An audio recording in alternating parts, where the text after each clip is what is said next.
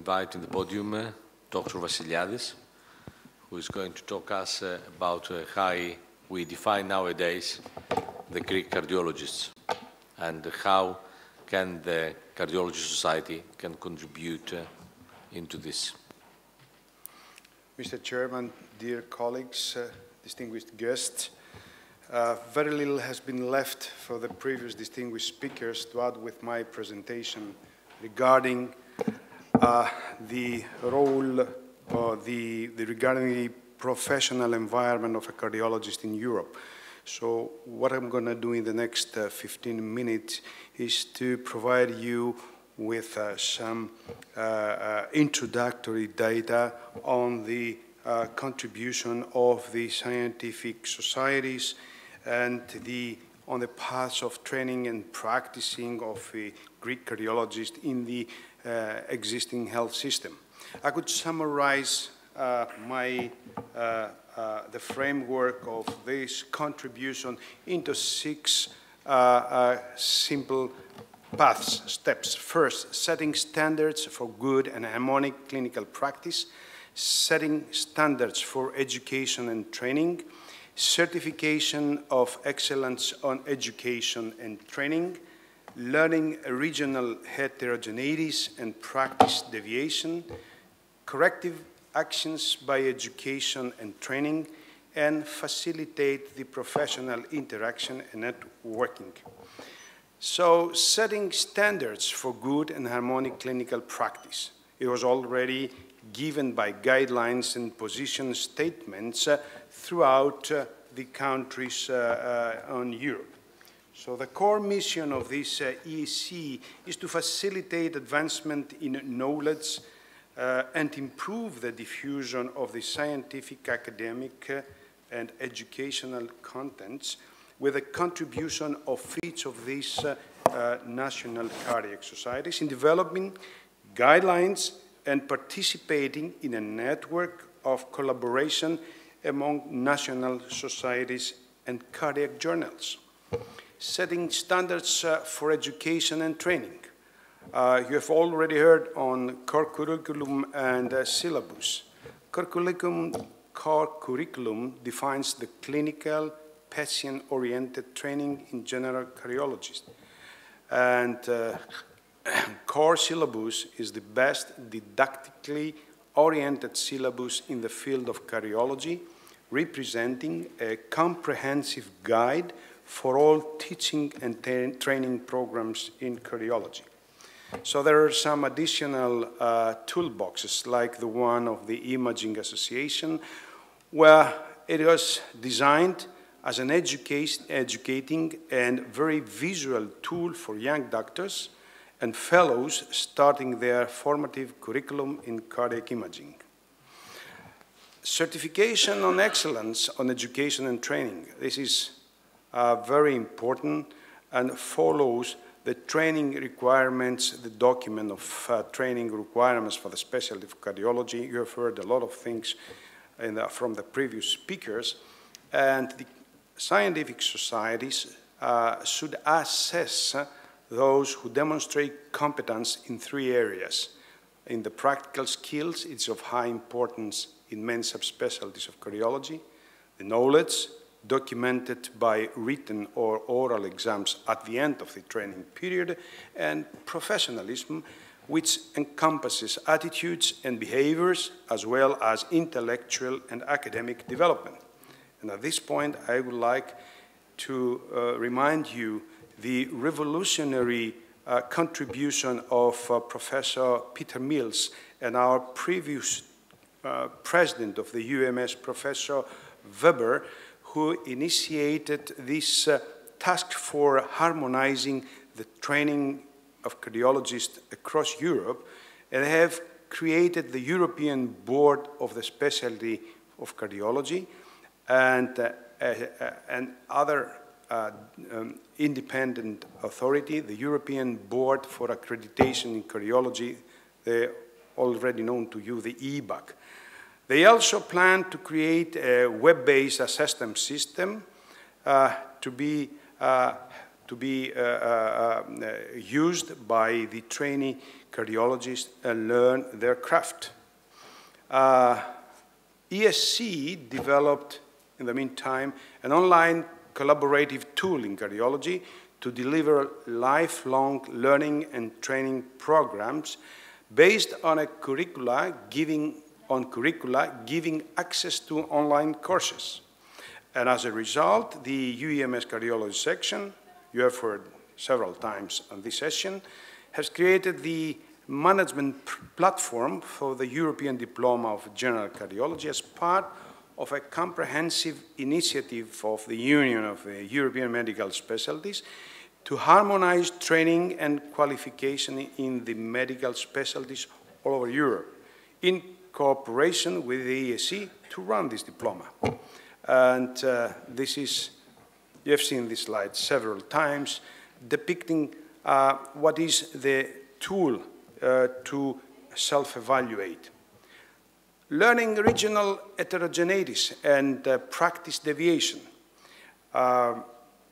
Scientific societies encourage their members to participate in registries and surveys in a very useful collaborative tool to harmonize heterogeneities in training and practicing within Europe.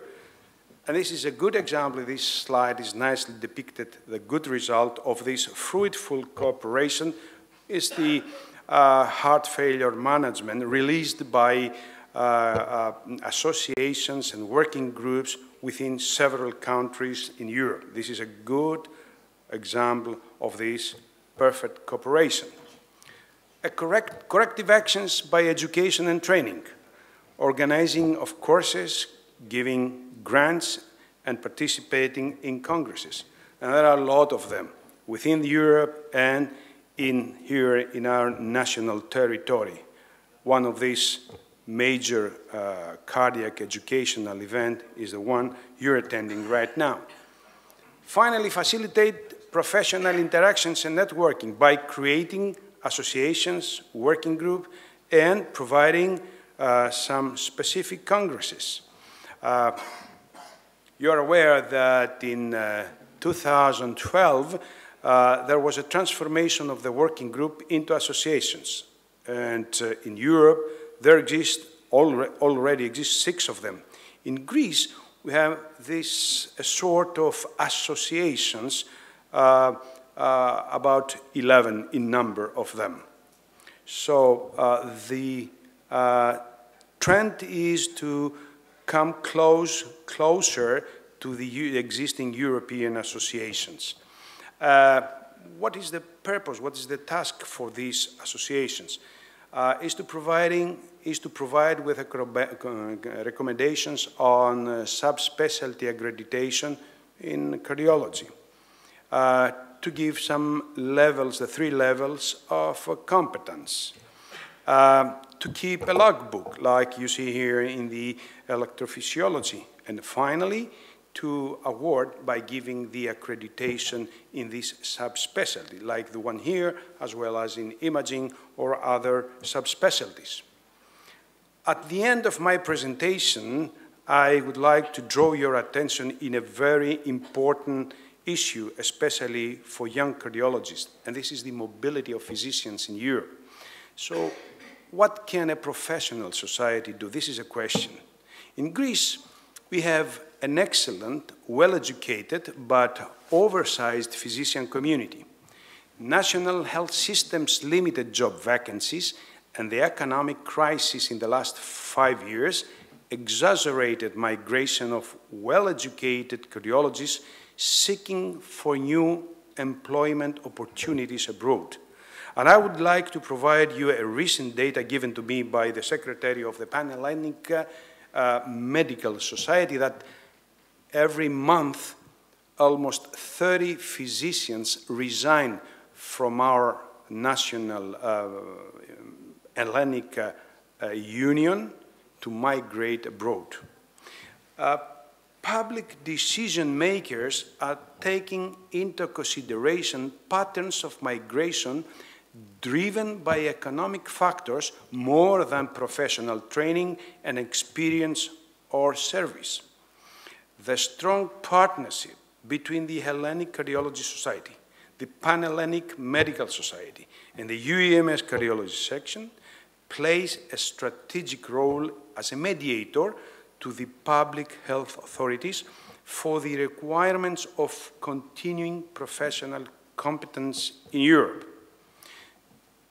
To take home message as a general perspective, the scientific societies play a major role in the career of a cardiology in setting standards for practice and education, certification, detection of heterogeneity and disparities, correcting actions by education and training, and promoting mobility by networking. To take home message in a European perspective, a consensus on the European recruitment of health personnel should exist in an effort to establish a balance between wealthy countries with downsized physicians and smaller countries demonstrating disproportional number of physicians per inhabitant. National scientific societies and policymakers in countries with already fragile health system should initiate strategies to control overproduction of medical professionals and to keep health professionals in their own country to keep them in our country, in their country, for linguistic, cultural, and social reasons. And this is my final slide, expressing the fears of every country losing a very well-educated and young people to go abroad for a better future. Thank you for your attention. Thank you very much, Yanni, for your presentation and setting a few political messages as well. Do we have any questions?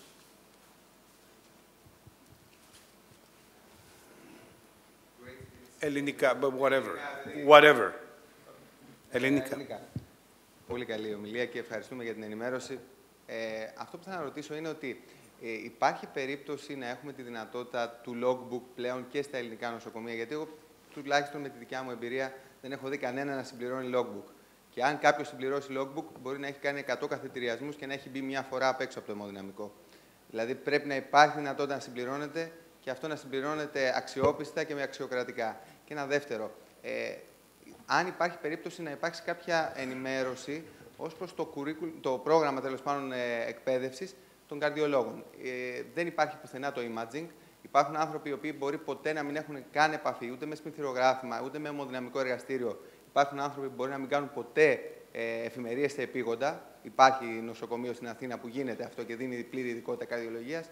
Αν αυτό μπορέσει, τέλος πάντων, εντάξει, δεν είναι όλα σε εσάς, να εναρμονιστεί κάποια στιγμή και να υπάρχει ένα πρόγραμμα το οποίο να είναι σαφές και εφάμιλο με αυτό των ευρωπαϊκών χωρών. The question is logbook, trainees and trainers. If you'll excuse me, I have to answer in the Greek language because the audience, most of them are Greeks and young Greeks. Συμμερίζομαι απόλυτα τα ερωτήματά σου. Είναι ένα μεγάλο κενό που έχουμε στην ελληνική καρδιολογική κοινότητα, όπου δεν υπάρχουν trainers. Δεν έχουν οριστεί trainers. Δεν έχουν οριστεί training centers στην Ελλάδα. Δεν τηρείται logbook στην Ελλάδα. Δεν υπάρχει ύλη στην Ελλάδα. Δεν υπάρχει, με λίγα λόγια, τίποτα στην Ελλάδα και λυπάμαι πολύ για να το πω αυτό το πράγμα. Το νέο Διοικητικό Συμβούλιο της Ελληνικής Καρδιολογικής Εταιρείας έχει αφιερώσει πολύ χρόνο και προσπάθεια να οργανώσει όλα αυτά και να τα προωθήσει προς το Υπουργείο. Τα αυτιά του Υπουργείου έχουν πολύ κερί μέσα και δεν μπορούν να λάβουν τα μηνύματα. Δεν θέλουν να τα λάβουν, δεν μπορούν να τα λάβουν, είναι αδιάφορα αυτή την εποχή. Εμείς όμως και μέσω της UEMS θα προσπαθήσουμε να ανοίξουμε αυτές τις πόρτες και να ζητήσουμε μετεπιμονής να εφαρμοστούν αυτά που συμβαίνουν στην Ευρώπη. Αλλιώς δεν θα μπορέσουμε ποτέ να εναρμονιστούμε στα δρόμενα της Ευρώπης. Η προσπάθειά μας λοιπόν και έχετε και τη δική μου και του κυρίου Μιχάλη την διαβεβαίωση, φαντάζομαι, ότι θα παλέψουμε με όσα τα δυνατά μέσα για να εισαγάγουμε στην καρδιολογική εταιρεία και να δημιουργήσουμε ένα πολιορκητικό κρυό στις πύλες και να ανοίξουμε τις πύλες του Υπουργείου για να ακούσουν αυτά τα αιτήματα και επιτέλους να βάλουν αυτούς τις συνθήκες. Εγώ δηλαδή αισθάνομαι πολύ άσχημα σαν senior καρδιολόγος και έχοντας δώσει ειδικότητα στα δικά μου νοσοκομεία σε αρκετούς συναδέλφους ότι δεν μπόρεσα να τους εκπαιδεύσω όσο θα έπρεπε ή υπάρχουν καρδιολόγοι που δεν έχουν πιάσει καθετήρα στα χέρια τους ενώ το logbook προβλέπει να κάνουν, ξέρω εγώ, 60-70 καθετηριασμούς και ούτω καθεξής.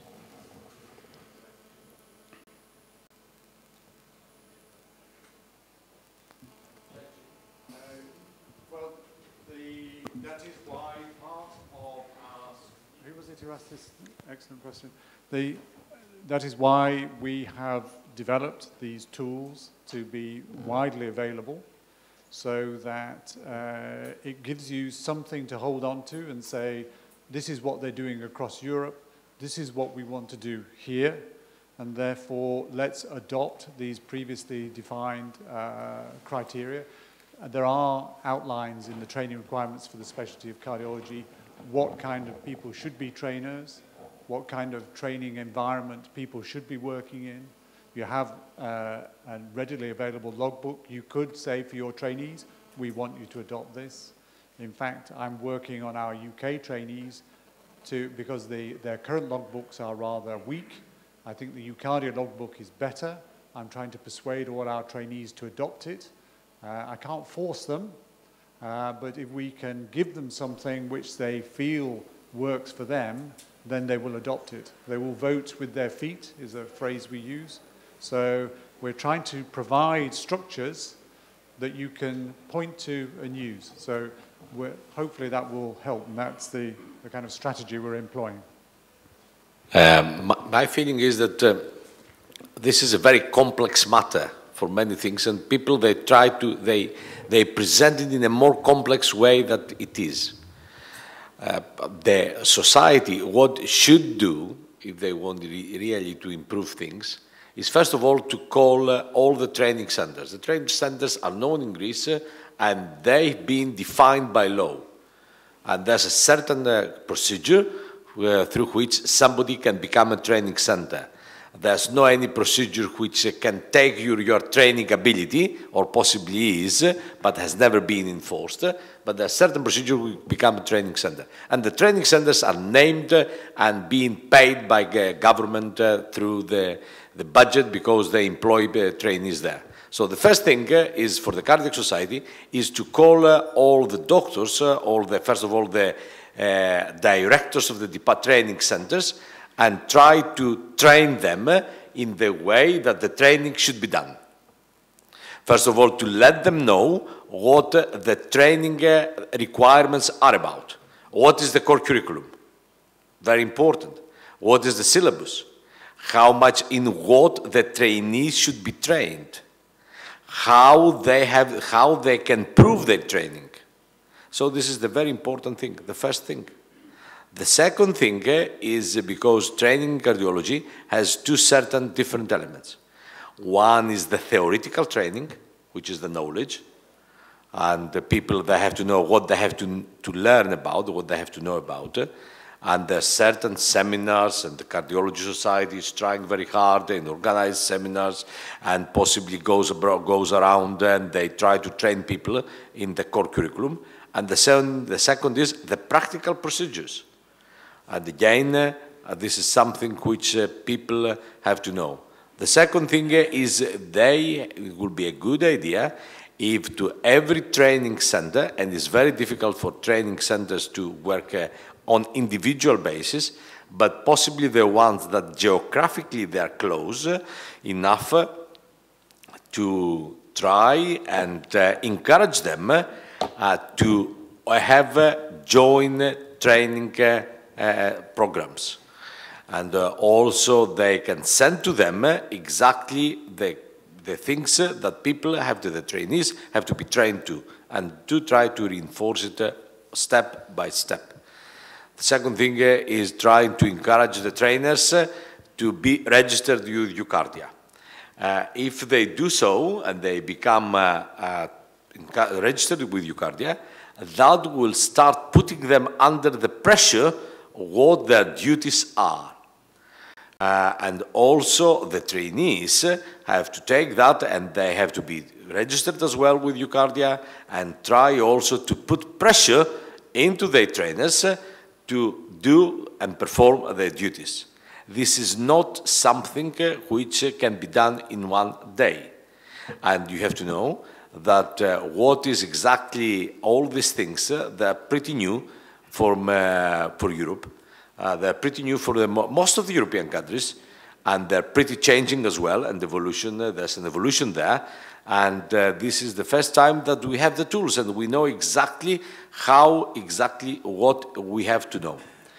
The scientific societies, what they can do is they can try and homogenize cardiology knowledge. To homogenize cardiologists, and exactly this is a different matter. And this also very much depends upon what the society wants out of a cardiologist. And the different health systems, they have different requirements. For example, is a different requirement if cardiologist is defined as somebody who works only in a hospital and is a hospital doctor. And it's a different thing if cardiologist is somebody who either works in the hospital or works in ambulatory medicine, whatever you call it, private practice, or whatever you understand exactly what you mean. There are different requirements, but this is not something which can be enforced by scientific societies. This should be enforced, is enforced by the government and by the society itself, who sort of says to the government, this is what I want out of this profession. And this is something which is very difficult and very delicate to change, and depends upon the numbers and so on of the produced doctors and so on. Because if you take the total amount of 2,000 or 3,000 cardiologists in Greece, definitely not all of them can work in hospitals. Then definitely they have to migrate the 80% of them. Thank you very much. I don't know if there's something else, but thank you very much for staying with us for all this time and asking questions and being interested into this matter. Thank you.